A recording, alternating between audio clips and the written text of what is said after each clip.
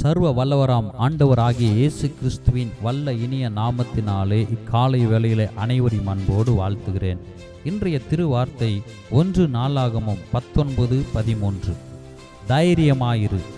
அன்புக்குரியவர்களே, இந்த வார்த்தை சகோதரர்களுக்குள்ளே தம்மை தாமே கர்த்தருக்குள் தேற்றி திடமனதாயிருந்து விசுவாசத்தோடு சொல்லுகிற வார்த்தை. தைரியமாயிரு, ஆண்டவருக்குள் திடன் கொண்டிருக்க கடவோம். நிச்சயம் கர்த்தர் தமது பார்வைக்கு நலமானதை செய்வாராக. ஆம் அன்புக்குரியவர்களே, எதை குறித்தும் நாம் அச்சப்பட வேண்டாம்.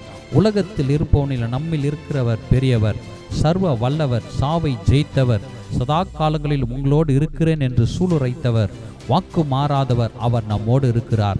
அன்பு மகனே மகளே, இயேசு உன்னை நடுவழியில் விடமாட்டார். இயேசு உன்னை நடுக்காட்டில் தத்தளிக்க விடமாட்டார்.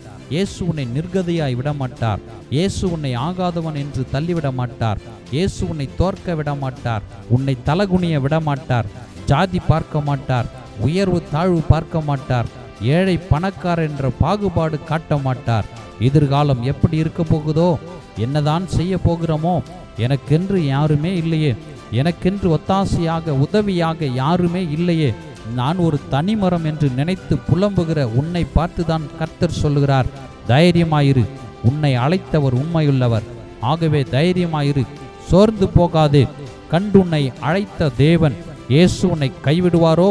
மாட்டார். அவர் உன்னை கைவிட மாட்டார், விலக மாட்டார்.